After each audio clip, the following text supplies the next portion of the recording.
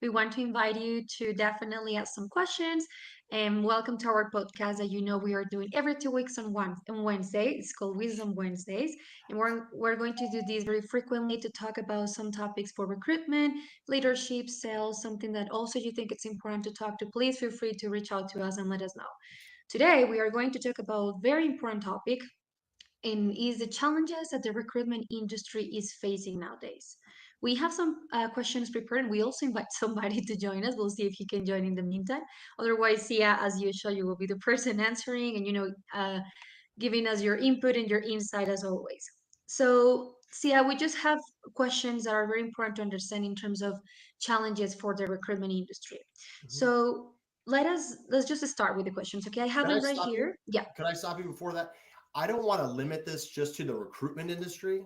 This is Okay, to sounds good. anybody who's trying to grow their company with the right people. Okay, sounds good. Sounds perfect. And if you guys have questions, please feel free to do the questions so we can answer them at the end as well.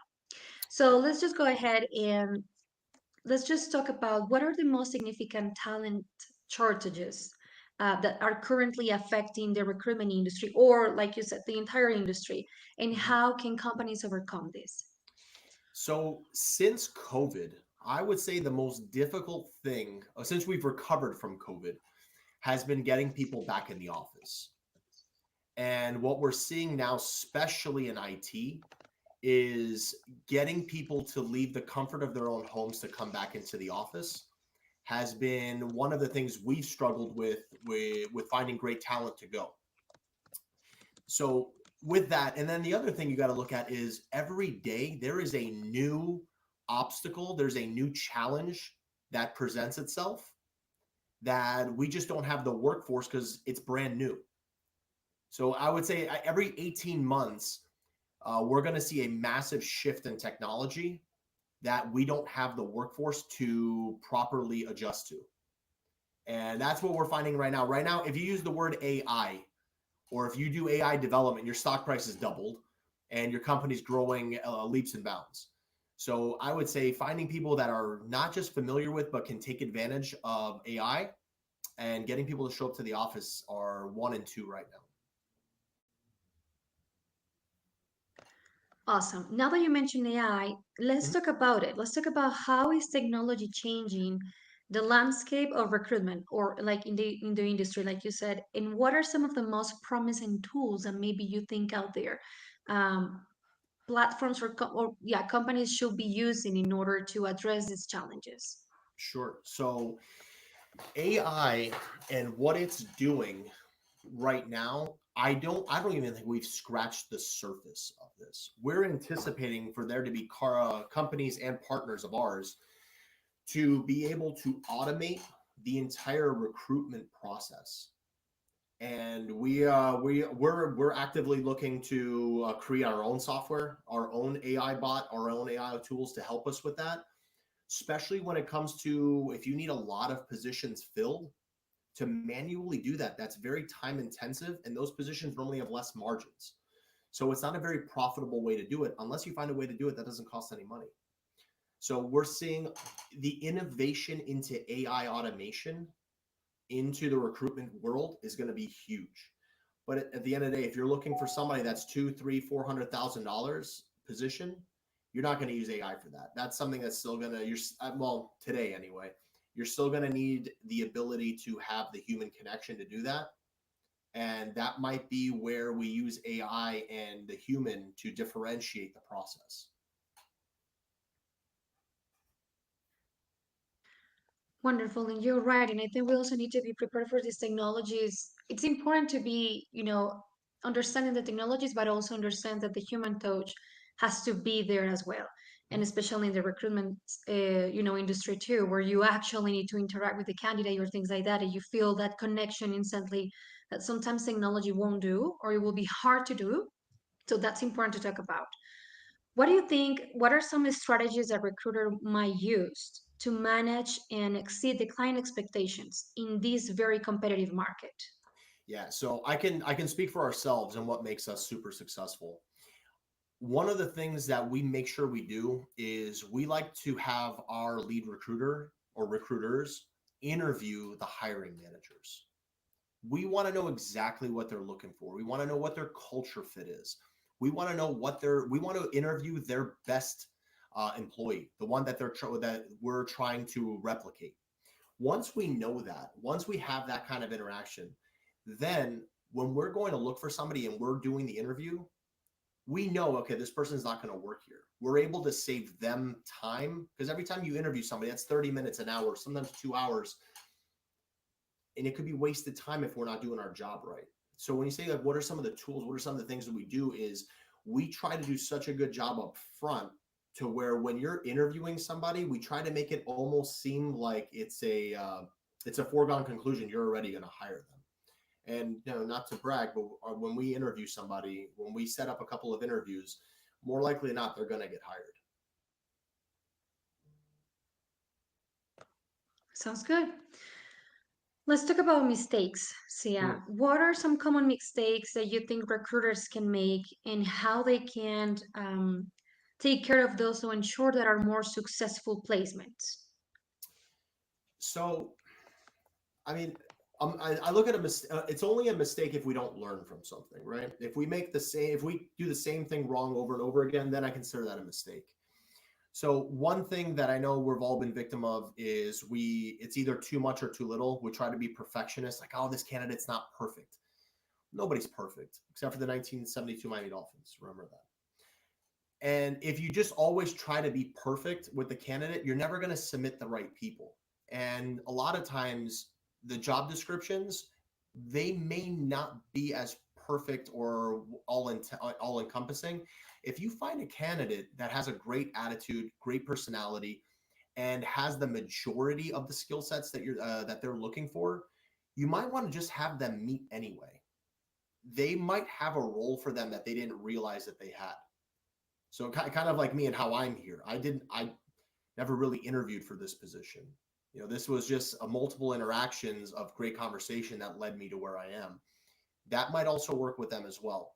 Now, on the flip side of that is you just see a resume online, like, oh, this fits all the button, it fills all the check marks, and you're like, oh, cool, we're gonna hire this guy. We're gonna send this guy over. Don't always do that. That's a very very easy way to make a terrible mistake. Definitely vet your people. And one of the other mistakes that we've made is not to be very thorough on our interview process. And what we've seen is there are a lot of candidates today, especially in the interview stage, that will give you a fantastic resume. And then they're using AI themselves during the interview to make it seem like they knew what they're doing. So I guess that kind of goes back to one of your last questions, AI. Yeah, when we only knew this because we caught it while it was happening. Another screen showed up, and it's this person's AI. We're like, what the? Come on now, what's going on here? So what'll happen is as we're asking questions, AI is listening to the question and populating the answer. So when they're answering, they're just reading what ChatGPT told them to answer with. So you got to be super super careful on how you do this, and you want to always look for eye contact. You want to say, could you stop looking at the screen? There's a lot of things that you got to be careful with now to prevent. It's the future mistake. We didn't realize this was even a thing yet, but it's out there. So you got to be super, super careful. And imagine what's coming next. I mean, probably people can just, like change your faces in front of the interview, do something. I don't know. It's gonna be crazy. And you're right. We gotta be prepared for that because who can manage it or who could know that? I mean, the way maybe you caught it was very funny for you guys, but then it's also like a very serious thing. Yeah. Before all it was before we had one great candidate. He would show up to the interview and then they would send a different person to do the job, especially remotely.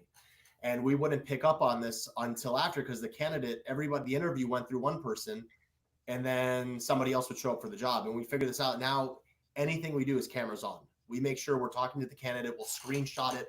We'll ask them to send them a copy. They'll send us a copy of their driver's license or their government ID because we got to make sure that we know who we're talking to. Especially the world is global. It's a global economy. We're hiring people from all over the world to do positions all over the world.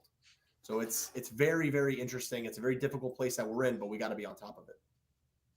That's true.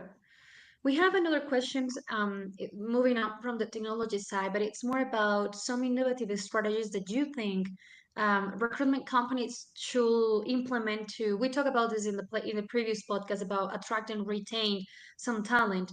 But if we can talk about how competitive the market it is right now and what will be the best strategies, what would you say will be the best ones? For recruitment companies, Yes. I wouldn't limit this just to recruitment companies. I would put this out across the board to all companies. And I think we talked about this in one of our sessions before was the empowerment of the employee, the empowerment of the person, creating a culture of entrepreneurship. Don't give people a task and then tell them how to do it. Tell them the objective. We need X, and then have them develop their way of doing it. If they want to take on leadership roles, give them the opportunity to take on leadership roles. The more responsibility, the more ownership of the company's success you give to somebody, the more likely they are going to be to be loyal, the more productive your company's going to be. And just it's going to create a completely different dynamic that most companies don't have. Especially the larger the company gets, they really do lose a lot of that entrepreneurial spirit, which is what built the company to begin with. And another thing, yeah, is just well, we only have like another question to talk about this in the in general in the industry, and is have you ever encountered like a very bad situation in this competitive market for the recruitment companies, for example, when you have a shortage in candidates or in talent, or shortage on companies that are looking for recruitment companies, and how do you address that? How did you did that, and what will be your advice on how to address that? So we run into there's challenges across the board. And right now, I would say the biggest challenge that we're running into is on the client side. And just in the last couple of years, the cost of money has gone up substantially. So what that does is it's going to shrink the company's budget across the board. So they may have had a budget to hire 10 people, and depending on the position, especially say you're hiring a sales position, the first 3, 6, 8 months of hiring that person, if you're breaking even, that's a great hire. So sometimes there's going to be a loss associated with it. So if you're going to have to borrow against a credit line, or just the cost of money has gotten expensive. So what we're seeing is the purse strings of companies are getting tighter. And they're finding out later on in the process that instead of being able to hire 3 people, they were maybe allowed to hire one. And for us, that's very difficult because we're budgeting and we are forecasting based upon what they're telling us. And then we're seeing things are changing at the end. We're seeing hiring cycles taking longer. They're procrastinating. It's taking longer to develop just because of how difficult the cost of doing business has gotten. So one of the things that we kind of want to address up front is we want to kind of catch that earlier. And it's something we've learned this year. It's been a much slower year than we anticipated compared to our forecast, just because everything's gotten tighter. So when we think about that, we want to be ahead of that. So we'll have that conversation up front. Like, hey, listen, we know you were looking to bring on 3 developers this month. Is the budget still in place? We want to, so we talk to him. Sorry. So we bring the person in. We want to set up an expectation with the client, but also with the candidate. We say, all right, there's 2 interviews, and then your anticipated start date is on the 24th. And when we say that, we want to get the pushback and find out, is that okay? Has this been signed off on? Who else is in charge of this decision? Who else is HR need to be involved? Does the CFO have to be involved? We want to make sure we cover all of our bases that we didn't have to before because it wasn't an issue. Now things have gotten tighter. They're looking to do things a little bit differently. Sometimes they want to negotiate a little bit more on the fee structure. All of that we understand. We know we're about to hit a rough patch. So all of you guys who want to work from home, be very careful. You're the first ones that have to be a little more antsy. So that's a lot of what we're seeing now is the dollars and cents are getting tighter. We have a question from the audience, and is how to handle situations in which the recruiter promised something to the candidate in behalf of the client, and at the end, after the interview process, the client start negotiating in their promise. So clearly somebody's a recruiter in the chat, and just when you're a recruiter, I want you to think of yourself as an agent to a sports athlete. You're their agent, right? They don't really have any connection outside of the interview process with the hiring manager. In a perfect world, you're going to interview. Both people are going to love each other. They're going to give you an offer for 50% more than what you wanted, and you can start tomorrow. That's the perfect world. Unfortunately, the world is not all sunshines and rainbows. The world's complicated. Things are going to come up. The most important thing you can do is be in constant contact with them. Sometimes just calling them to let them know I don't have an update is all they need to hear. Say, hey, listen, we're working with them. They've had some things come up on their side that they need to address prior to bringing you on, and they're fine.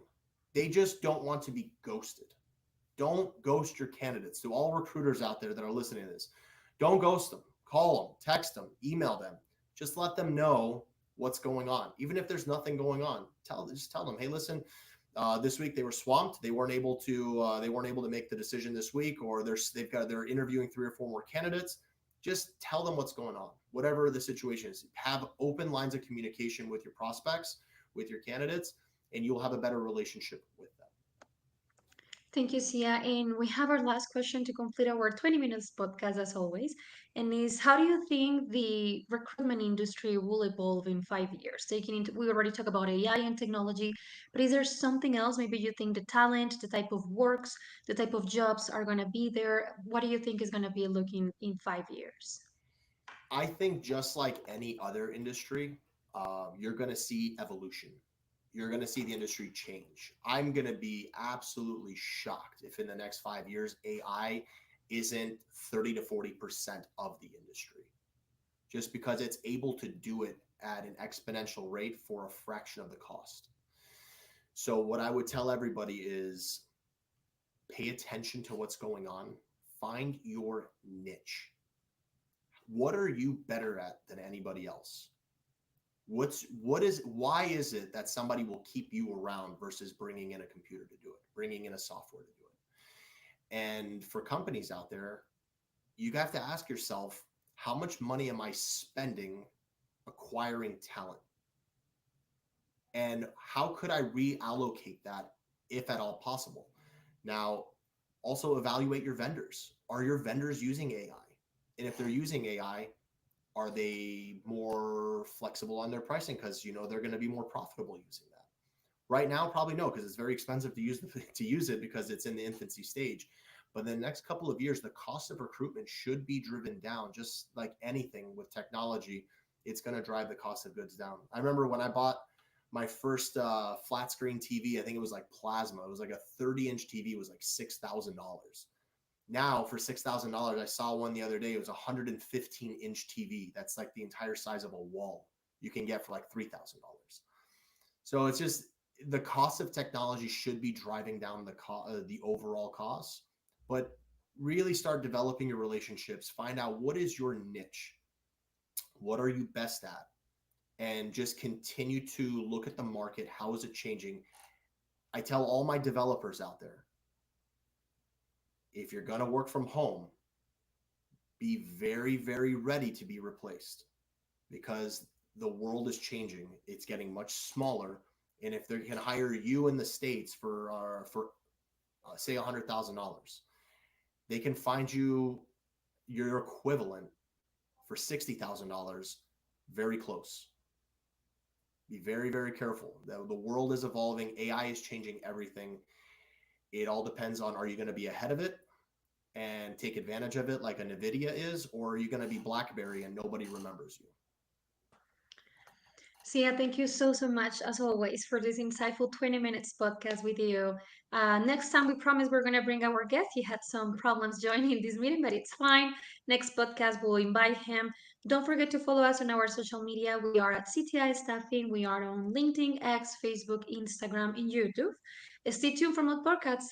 We are always bringing new episodes, new ideas, new topics. And if you have more topics, please reach out to us. We'll be more than happy to talk about it and to talk about this recruitment industry and a lot of things that are coming soon. Thank you, Sia, and thank you, everybody, for joining us today. Thank you so much. Have a good one. You too. Bye bye. Bye bye.